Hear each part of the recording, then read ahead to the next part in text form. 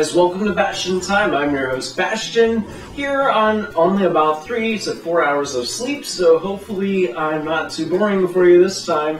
We'll see. Anyways, let's get on to some Zelda news. First of all, a new game unrelated to Zelda, but it's clearly a Zelda clone, is been revealed for Kickstarter, called King Voxel.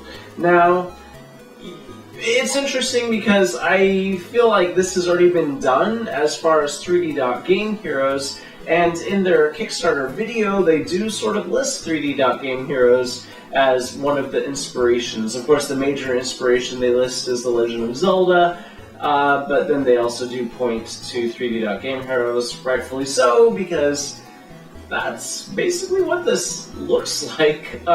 However, I think I'll probably play it if it gets completed and everything, but I'm not a huge fan of its color palettes. It looks kind of clip arty to me. I can't really describe exactly what I don't like about the color palette, but I just don't really.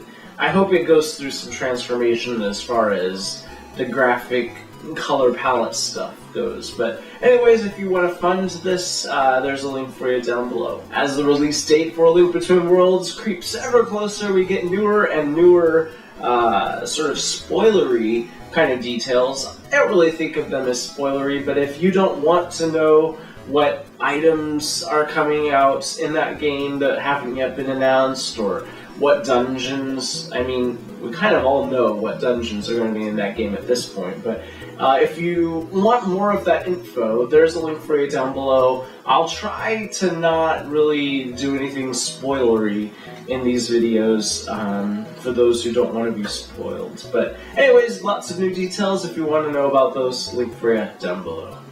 In the video game community, it really seems like a lot of times there's like a Call of Duty side and then a Zelda side, or, you know, maybe a Mario or a Nintendo in general sort of side, and then like a Call of Duty side, where there are people who take their true-to-life, you know, super realistic character models very seriously, and they have to have their blood splatters that are very hyper-realistic, and then we've got things like Zelda and Mario. That being said, apparently the developers for Call of Duty are Zelda fans, because there is a Zelda reference in Call of Duty Ghosts. If you want to find out for yourself, don't worry, I'm not going to mention exactly what it is here in this video, but if you're curious, you can click on the link down below.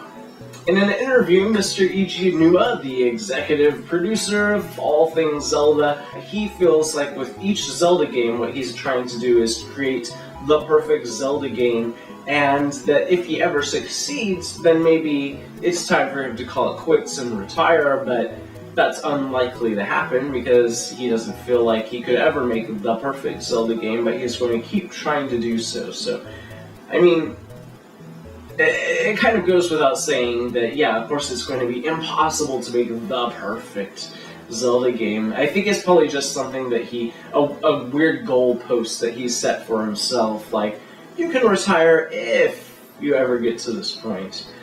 He does say that he doesn't think he can produce Zelda forever, so it'll be interesting how long he goes until he hands it off to the next generation. Anyways, that's it for this episode of Zelda News. See you guys tomorrow for some Nintendo news. Bye, guys!